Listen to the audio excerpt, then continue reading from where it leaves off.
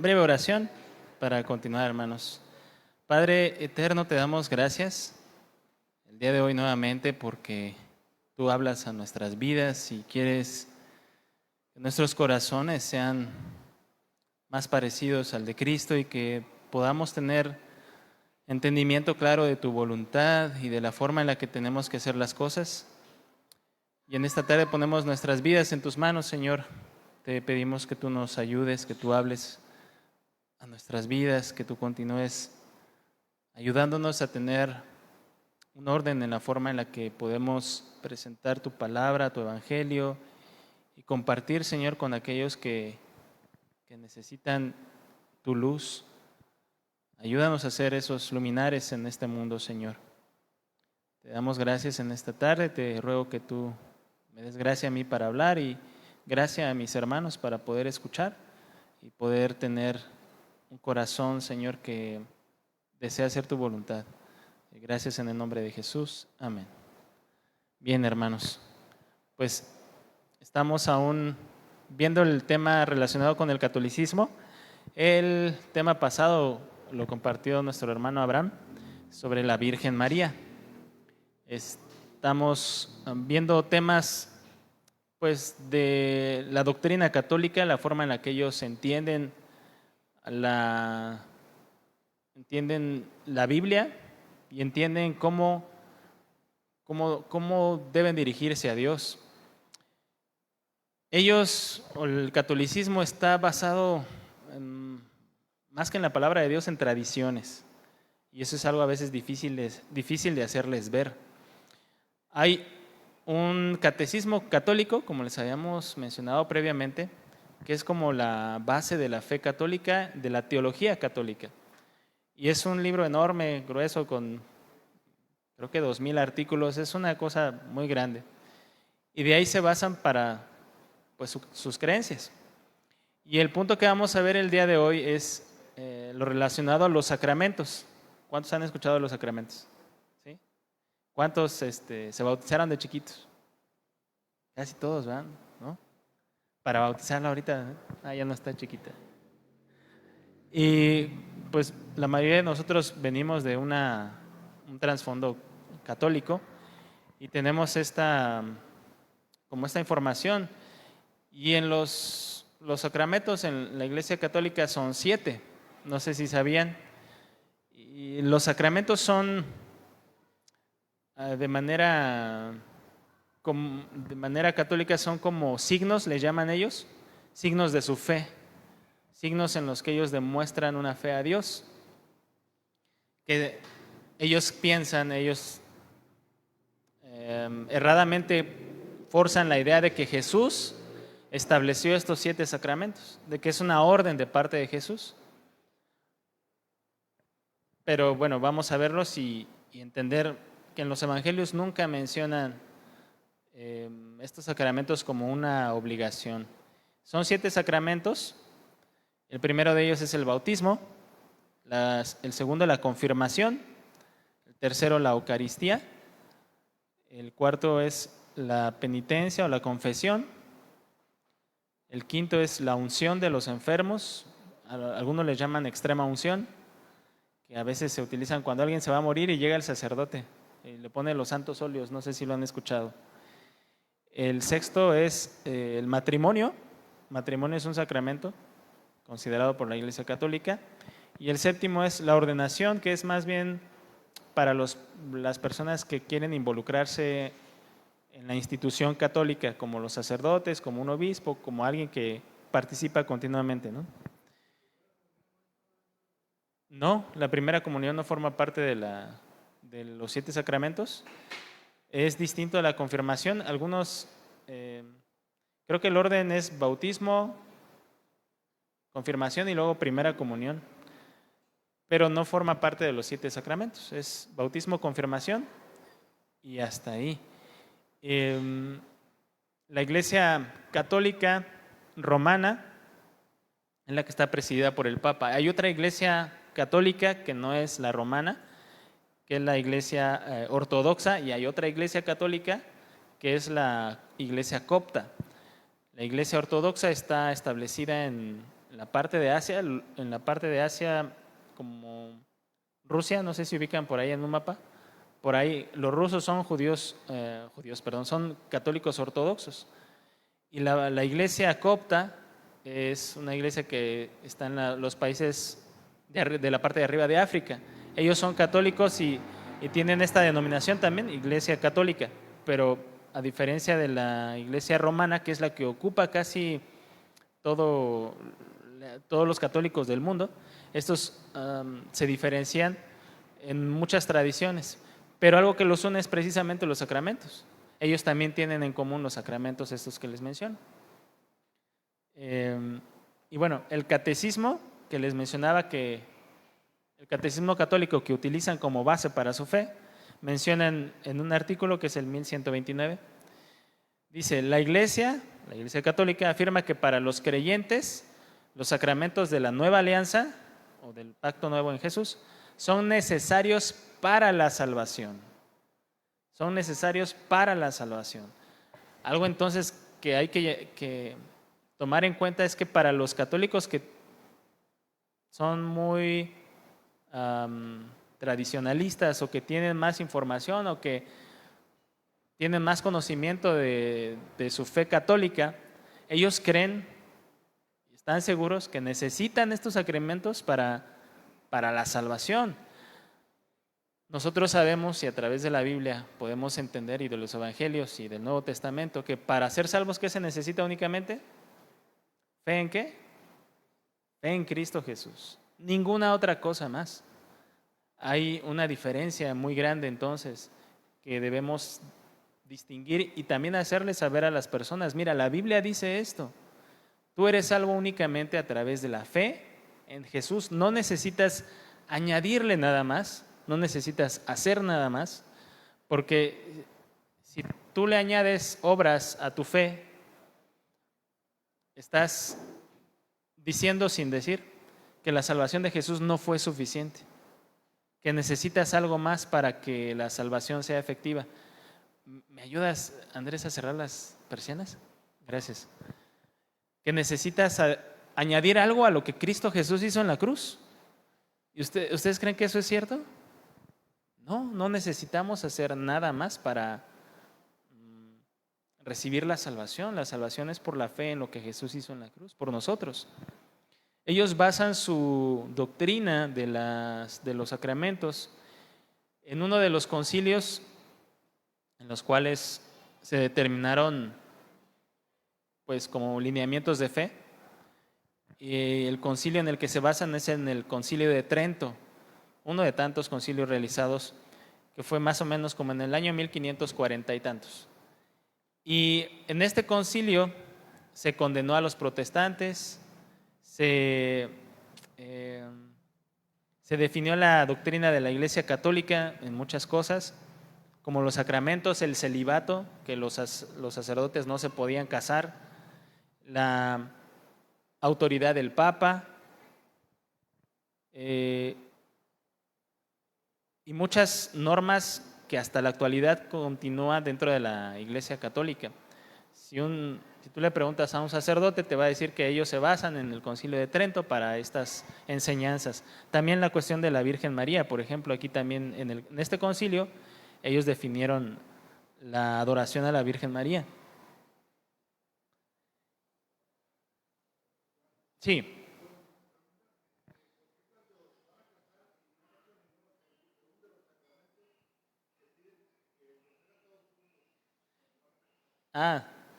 Bueno, también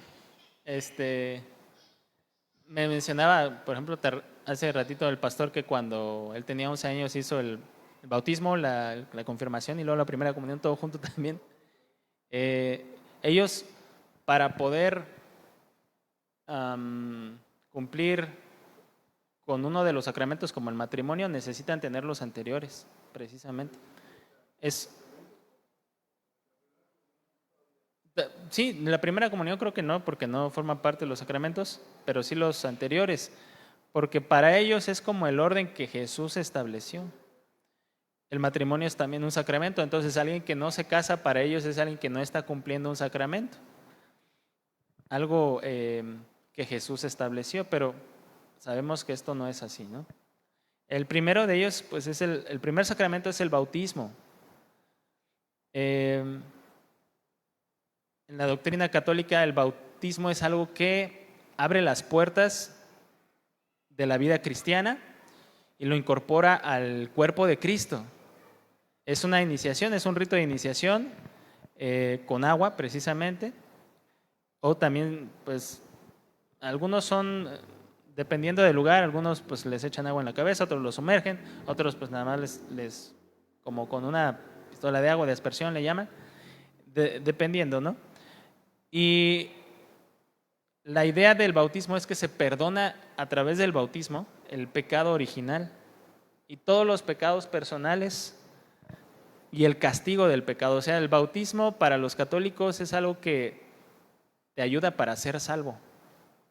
Si no te bautizas, no vas al cielo.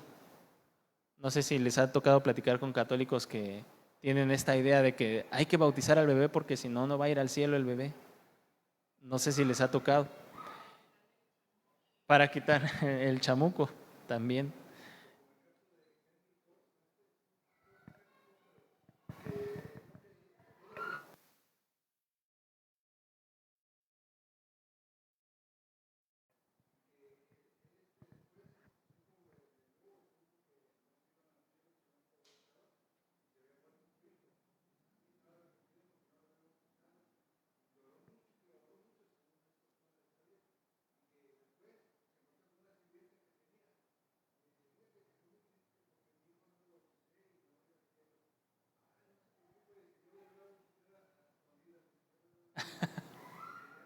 Se tranquilizó.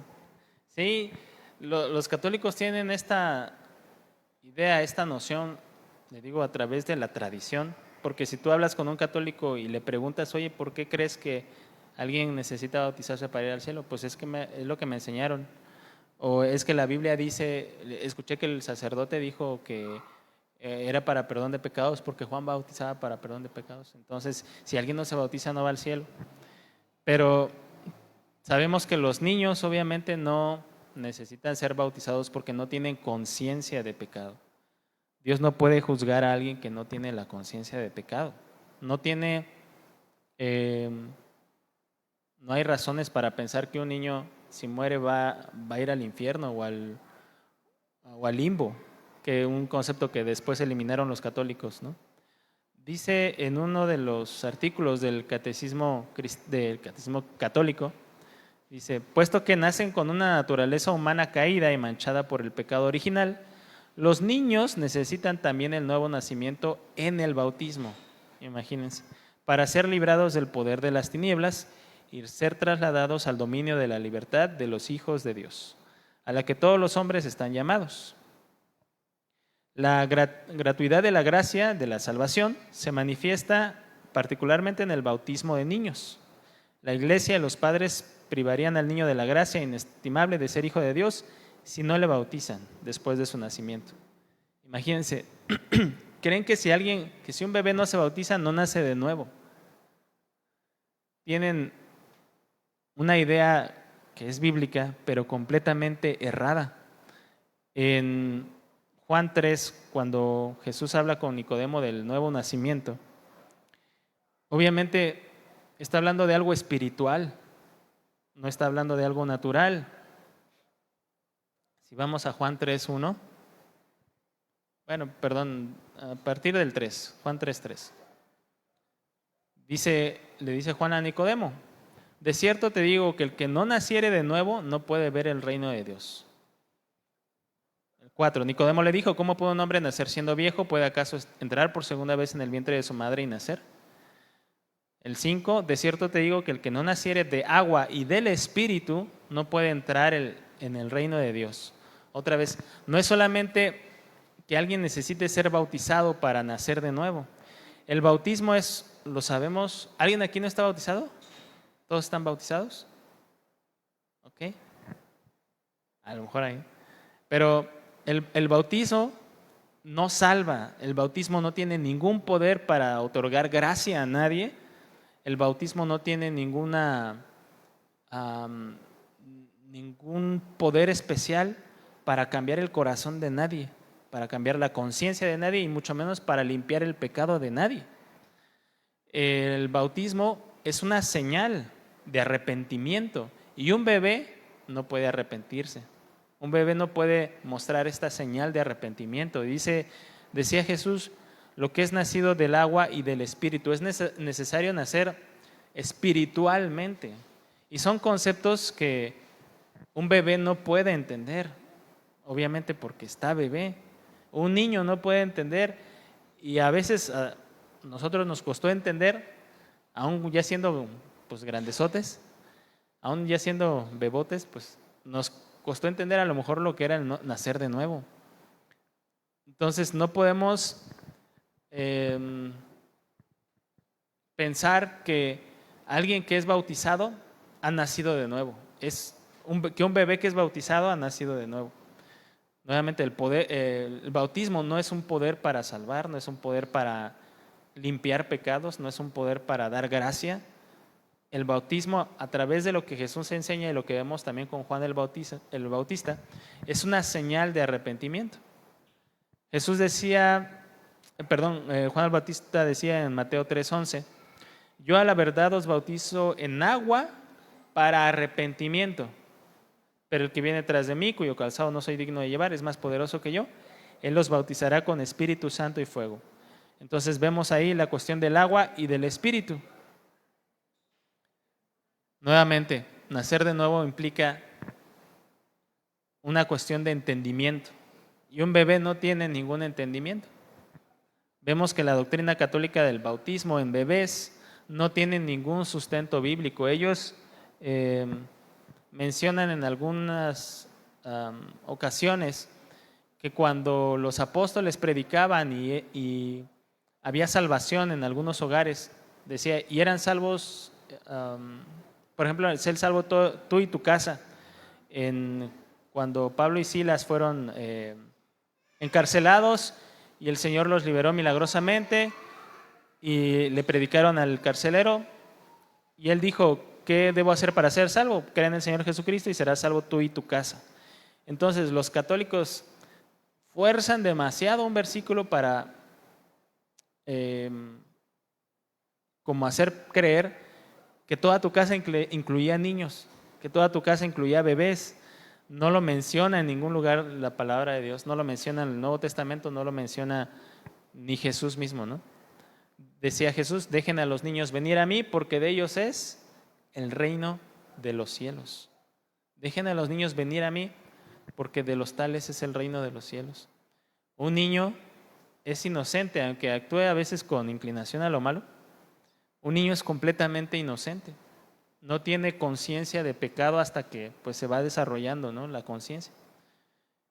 Y esta idea que tienen los católicos de que hay que bautizar a un niño para que se vaya al cielo, no es bíblica, no es en ningún punto bíblica, ¿no?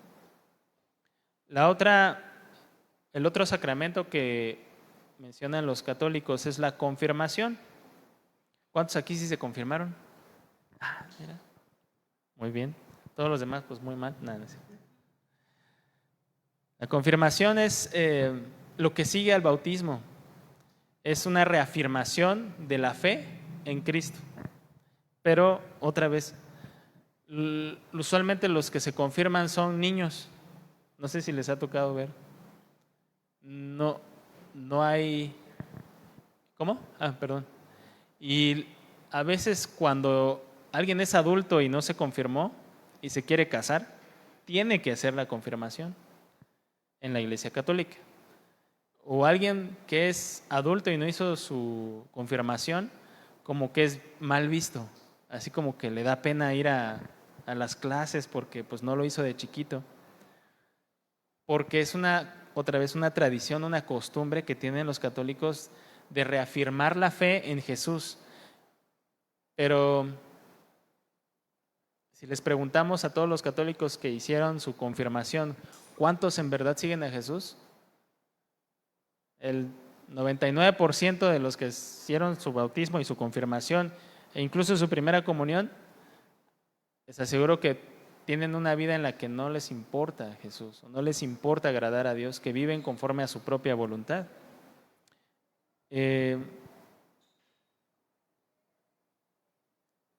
Dice la Iglesia Católica que a los bautizados el sacramento de la confirmación los une más íntimamente a la Iglesia y los enriquece con una fortaleza especial del Espíritu Santo. ¿Ustedes creen que sea así?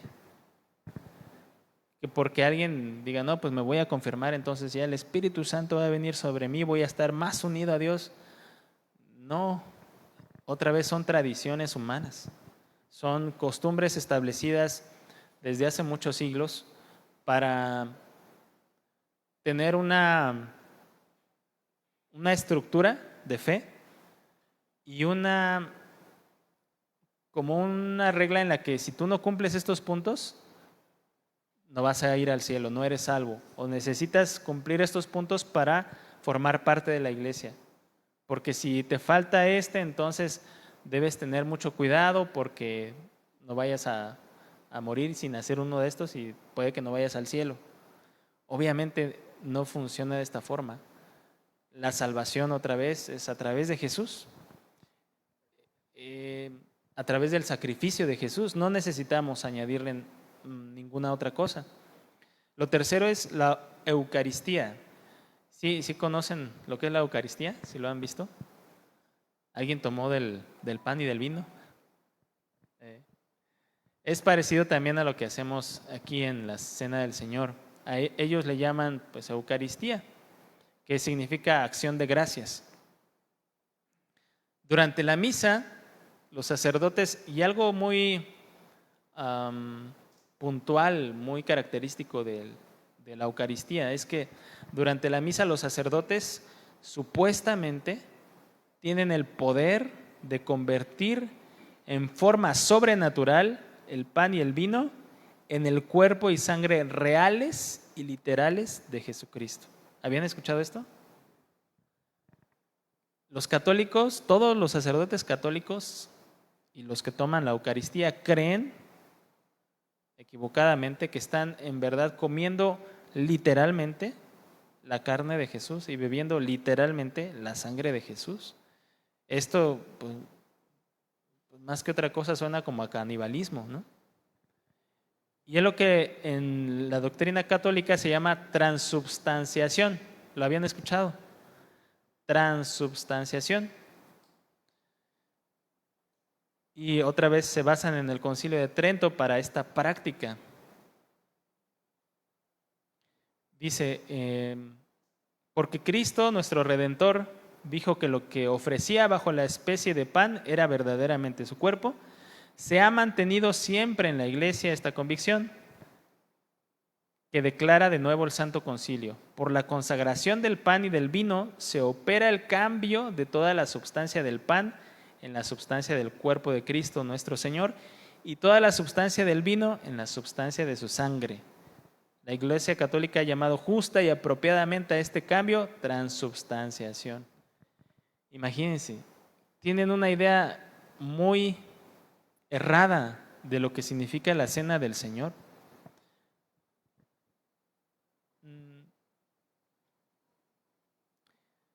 Basan esta enseñanza en lo que Jesús dijo en Juan 6:53.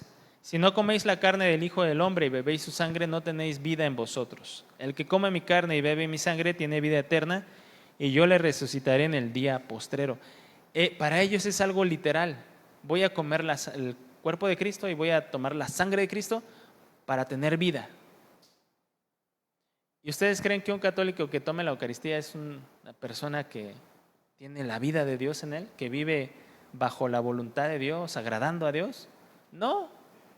De nada le sirve tomar la Eucaristía, el cuerpo y la sangre de Cristo literal que ellos mencionan, si viven una vida en completa rebelión a Dios. Pueden tener una religión de obras de manera externa, participar, ir, tomar la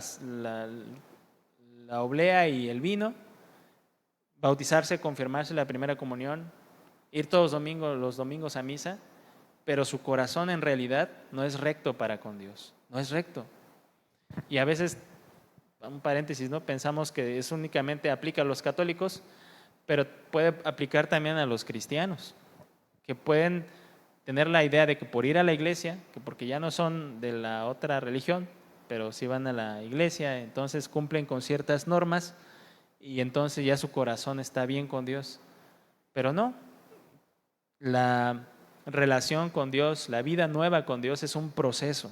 No pasa de un día para otro, es un proceso constante, constante. La lucha con el pecado es una lucha diaria. Nadie puede decir, no, yo ya vencí, yo como el cuerpo y la sangre de Jesús, entonces yo ya estoy bien. Nadie puede decir eso.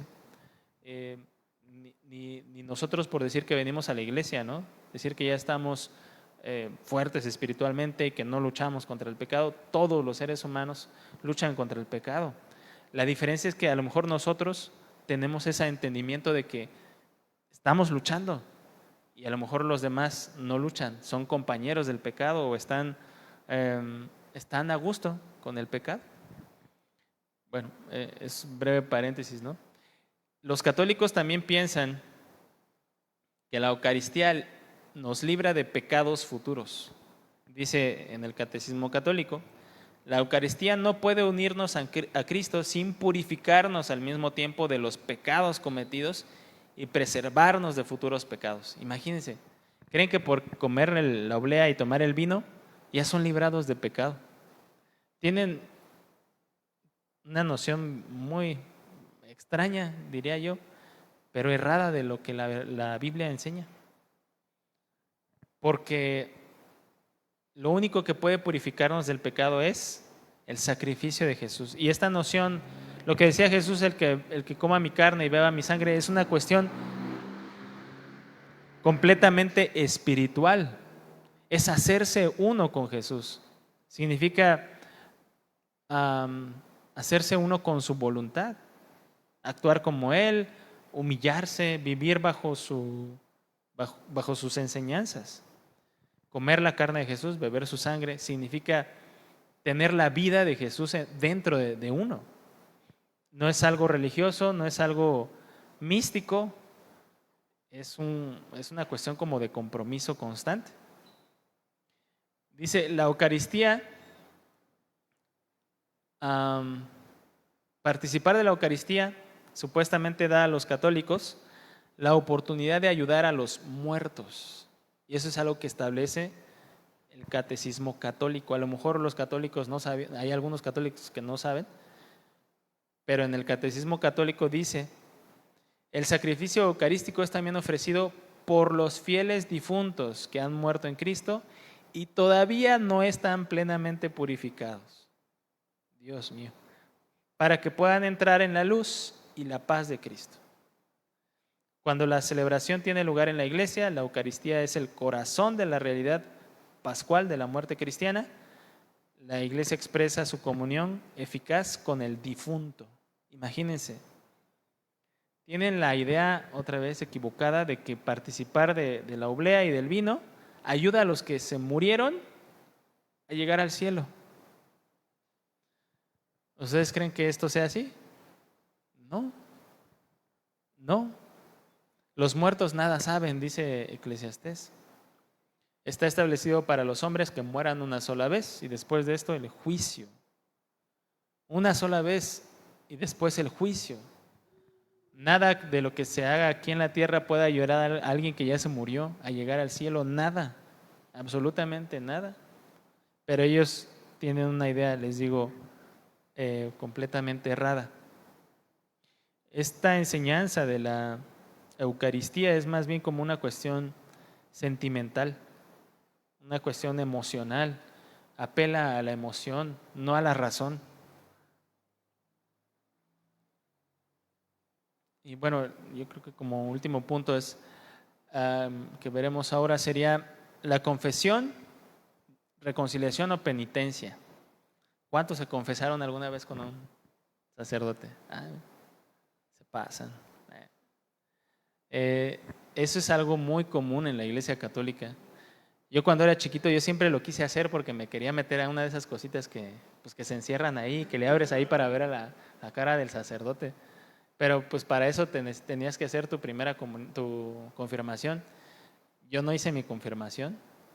Estaba yo en clases para hacer la confirmación y la primera comunión junto. Y tenía yo 15 años, ya me sentía yo muy viejo. Y cuando cumplí 16, pues empezamos a ir a una iglesia cristiana, entonces ya no tuve chance. Entonces voy a ver si ya no me tocó hacerla, pues voy a ver si ahora puedo. No, ni la confirmación ni la primera comunión. Y dice el catecismo católico, el que quiere obtener la reconciliación con Dios y con la iglesia, debe confesar al sacerdote todos los pecados graves que no ha confesado aún y de los que se acuerda tras examinar cuidadosamente su conciencia. Es una ley que los católicos tienen que confesarse para limpiar sus pecados, para tener su conciencia limpia delante de Dios. Otro artículo del Catecismo Católico dice, la confesión de los pecados hecha al sacerdote constituye una parte esencial del sacramento de la penitencia. Confesión, reconciliación o penitencia, que es lo mismo, ¿no?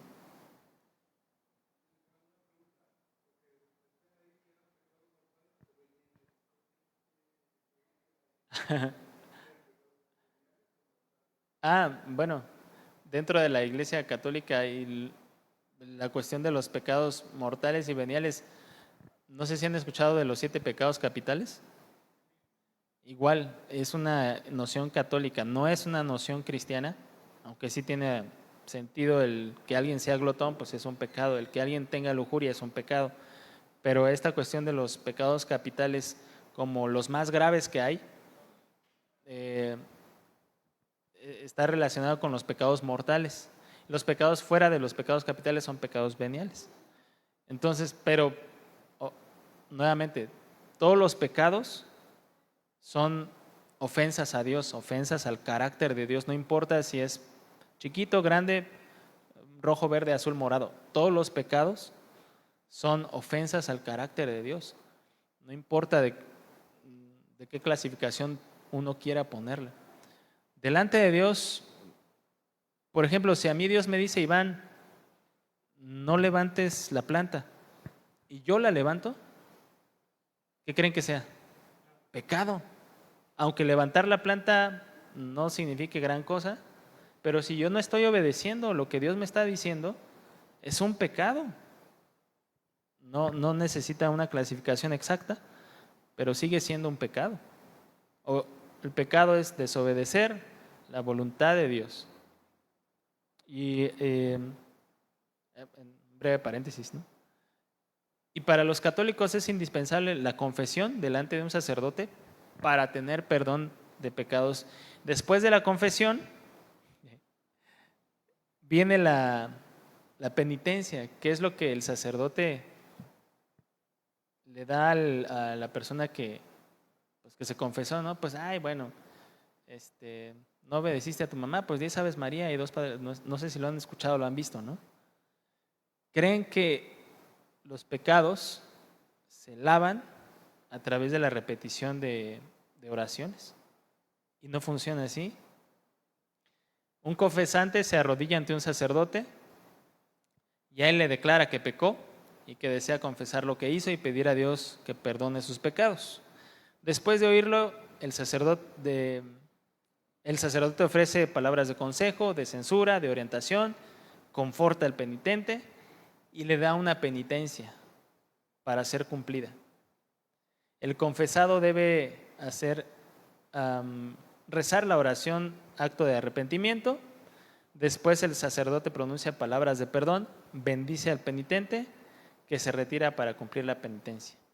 Imagínense, los católicos tienen la noción de que los pecados se limpian a través de la confesión con otro hombre y que este hombre que tiene un poder especial te dice, repite esto, haz esto y ya con eso tus pecados ya quedan limpiados. Y es una tradición que tiene siglos, pero que no tiene sustento bíblico. ¿Ustedes creen que alguien que confiesa sus pecados a un hombre es perdonado? No. Incluso aquí, si yo le confieso al pastor mis pecados, ¿ustedes creen que yo soy perdonado? No. ¿Por qué? Porque cuando alguien peca, aún, no sé, matando a otra persona, cuando alguien peca, al que está ofendiendo en primer lugar es a Dios. Cuando alguien miente contra otra persona, no estás en realidad mintiéndole, ofendiendo o causándole daño a esa persona, en primer lugar. Estás ofendiendo primero a Dios y después estás ofendiendo a la otra persona. Todos los pecados, en primera instancia, son siempre una ofensa a Dios, primero. Y entonces, como ofendemos a Dios, ¿quién tiene que perdonarnos? Dios. No funciona de otra forma. La confesión de los pecados para que el sacerdote te diga qué tienes que hacer para sentirte menos culpable, eso no es bíblico. En la primera de Juan 1:9 dice: si confesamos nuestros pecados, Él es fiel y justo para perdonar nuestros pecados y limpiarnos de toda maldad. Y de aquí se basan para decir, no, pues hay que confesarnos. Pero la confesión es ¿hacia quién? Hacia Dios, siempre hacia Dios. Y el que nos perdona únicamente es Dios. Decía David en el Salmo 32:5, mi pecado te declaré y no encubrí mi iniquidad. Dije, confesaré mis transgresiones a Jehová y tú perdonaste la maldad de mi pecado. Salmo 32:5. Y a veces los católicos suelen basarse en Juan 20, 22 y 23, cuando el Señor Jesús estaba por ascender al cielo y estaba hablando con sus discípulos y les dice en el verso 22, y habiendo dicho esto, sopló y les dijo, recibid el Espíritu Santo. El verso 23, a quienes remitiereis los pecados les son remitidos y a quienes se los retuviereis les son retenidos. Y ellos creen que este versículo aplica para los sacerdotes que tienen la autoridad de remitir o perdonar pecados. Pero olvidan nuevamente, Dios es el único que puede perdonar pecados. El sacerdote no perdona pecados, el pastor no perdona mis pecados. El único que puede perdonar los pecados es Dios. Y en este versículo el contexto significa que hay una relación muy especial entre recibir al Espíritu Santo, tener el don del Espíritu Santo, y que una persona pueda también alcanzar el perdón. Implica recibir el Espíritu Santo implica el entendimiento del Evangelio. Alguien que no entiende el Evangelio no puede comprender la realidad del Espíritu Santo, no puede comprender la actividad del Espíritu Santo, no puede recibir el Espíritu Santo. Entonces, con el entendimiento del Evangelio va la predicación. Y cuando alguien predica, una persona acepta o rechaza el Evangelio. Una persona acepta o rechaza el Evangelio, no puede quedarse como a medias, porque quedarse a medias es rechazar el Evangelio. O acepta el Evangelio o rechaza el Evangelio. Y esto significa que a alguien que rechaza el Evangelio, sus pecados le son retenidos. A alguien que acepta el Evangelio, sus pecados le son remitidos. No por un hombre, sino porque escuchó el Evangelio y pudo tener el perdón de sus pecados. Va relacionado con el recibir al Espíritu Santo. Puede sonar un poco complicado, pero hagamos este ejercicio. Si yo confieso mis pecados ante un sacerdote y el sacerdote perdona mis pecados, pero yo no me arrepiento de mi corazón, ¿en realidad mis pecados son perdonados? No. Por más que que me pongan 20 penitencias o 30 o 40 o 50. Por más penitencias que haga una persona, si no se arrepiente delante de Dios a quien ofendió primero, no habrá perdón de pecados. Pecado no confesado, pecado no perdonado. No sé si lo han escuchado. Pecado del cual uno no se arrepiente, pecado no perdonado. Dios no va a perdonar pecados de alguien que no los confiesa y se arrepiente. Solamente Dios puede saber si una persona en realidad se arrepintió en su corazón de lo que hizo. No lo puede saber ni el pastor, no lo puede saber ni el sacerdote, o sea, ni los que me rodean pueden saber si en realidad estoy arrepentido de mis pecados, ¿no? Solamente Dios puede saber esto. Bueno, vamos a dejarlo hasta aquí. No sé si alguien tiene alguna duda. ¿Algún comentario? Sí.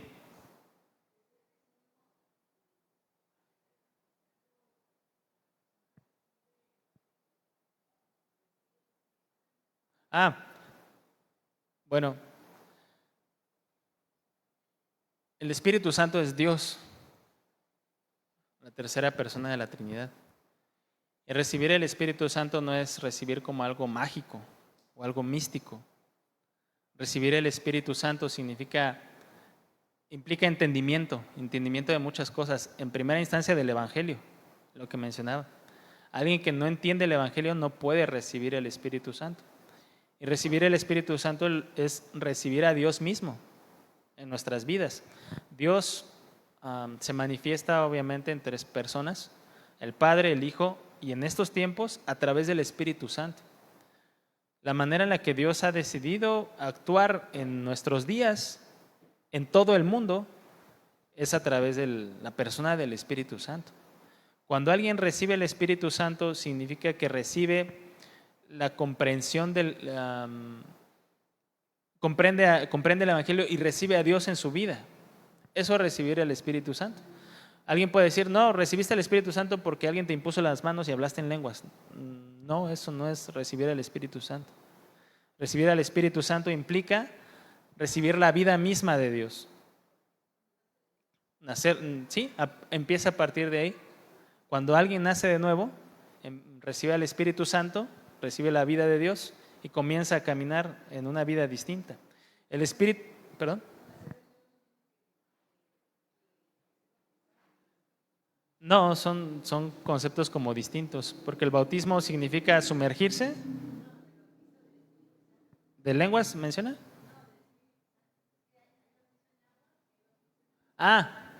Sí. Lo que mencionaba Jesús, Juan el Bautista. Viene detrás de mí alguien que es más poderoso que yo. Él los bautizará con Espíritu Santo y fuego. Él los bautizará con el Espíritu Santo. Él los llenará del Espíritu Santo. Él los llenará de Dios. La palabra bautizar es sumergirse, estar sumergido, rodeado de. Muchas veces es agua, ¿no? Pero implica también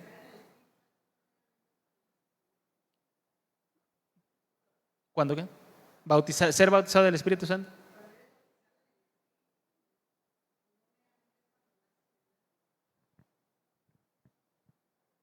Pues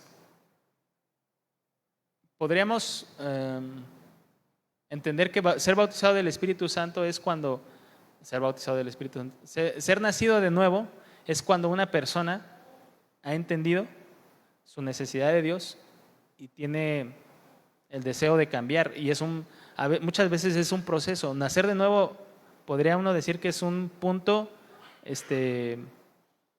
exacto, pero muchas veces nacer de nuevo es algo que lleva un proceso. Hay personas que tienen muchos años en el Evangelio y no han nacido de nuevo. No sé si me doy a entender. Porque lo que tienen es una religión, no una relación sincera y continua de amor con Dios, no es que sea el caso aquí en general, pero hay personas en el cristianismo que tienen muchos años yendo a la iglesia que no han nacido de nuevo. En el caso de ser bautizados del Espíritu, menciona usted, pues la Biblia menciona que en el Hechos, cuando eran bautizados en el Espíritu, hablaban en lenguas.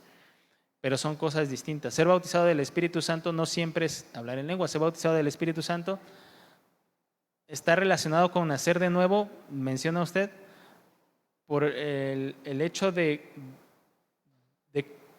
ser lleno de Dios. Ser bautizado es ser sumergido otra vez. Ser bautizado es estar rodeado de.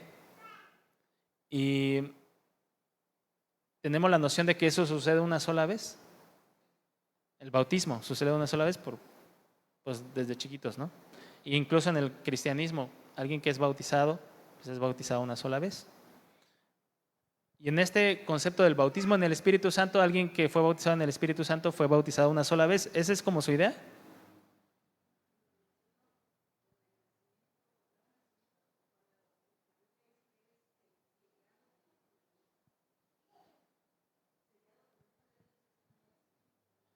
Sí, sí.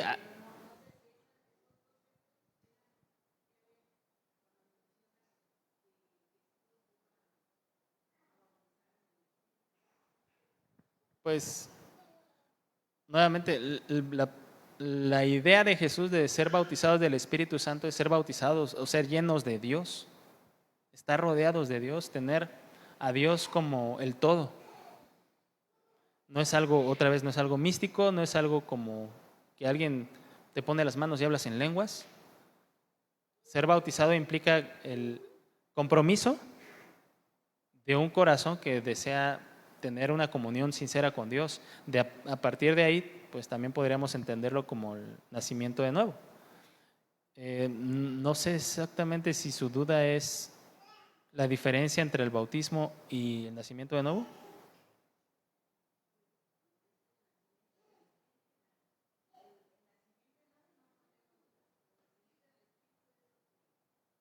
Ah, bueno, sí. Bueno, este, bueno, ¿qué le parece si después lo comentamos? Bueno, ¿alguien más tiene alguna duda, un comentario? Bien, vamos a hacer una breve oración y terminamos. Dios del cielo, te damos gracias en esta tarde nuevamente, porque tú quieres hablarnos, Señor, tú quieres enseñarnos las cosas en las que tenemos que estar preparados, porque tal vez tú nos pondrás momentos y personas en las que estaremos hablando lo que tú nos enseñas, Señor. Te damos a ti nuestra atención, nuestro corazón. Deseamos que tú nos utilices, que tú nos hagas instrumentos, Señor, de tu salvación y de tu voluntad. Te damos gracias en el nombre de Jesús. Amén. Amén, hermanos. Pues muchas gracias.